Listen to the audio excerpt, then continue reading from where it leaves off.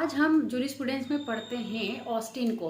Austin एक प्रमुख पात्र है जूरिस्प्रूडेंस का। तो जूरिस्प्रूडेंस में ऑस्टिन ने दी है पॉजिटिविज्म थ्योरी। अब पॉजिटिविज्म थ्योरी को उन्होंने 3 तरीके से समझाया। नंबर 1 कमांड, नंबर 2 ड्यूटी और नंबर 3 सैंक्शन। कहने का मतलब है उन्होंने डेफिनेशन ऐसे दी है कि law is a command of sovereignty backed by the sanction. कहने का मतलब है कि सोवरेन जो है कमांड देती है, क्योंकि जो संप्रभु विधि विधि संप्रभु का आदेश है। कहने का मतलब ये है कि जो लॉ है वो कमांड है सोवरेन का, और अगर आप ड्यूटी नहीं परफॉर्म करोगे तो आपको सैंक्शन मिलेगा। तो 3 चीजों से समझते हैं। Number 1 command. कमांड क्या है? सोवरेन देगा। सोवरेन कौन होता है? गवर्नमेंट होता है। अगर आप नहीं मानोगे आपको मिलेगी सैंक्शन।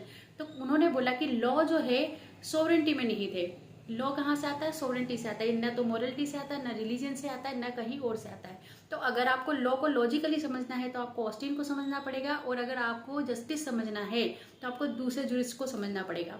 तो दूसरे जुरिस्ट को समझने के लिए आपको क्या करना है? आपको करना है मेरा चैनल सब्सक्राइब, लाइक और शेयर। तो मैं नेक्स्ट वीडियो में आपको दूसरे जुरिस्ट के बारे में बताऊंगी कि उन्होंने लॉ को कैसे समझाया, क्योंकि जूरिस्प्रूडेंस का मतलब है लॉ कहाँ से आया, कैसे बना, क्या है। तो जूरिस्प्रूडेंस को मैं आसान भाषा में समझने के लिए आप मेरे चैनल को बिल्कुल सब्सक्राइब करें। अगर आपको वीडियो पसंद आते हैं तो लाइक भी करें। Thank you so much. Bye bye.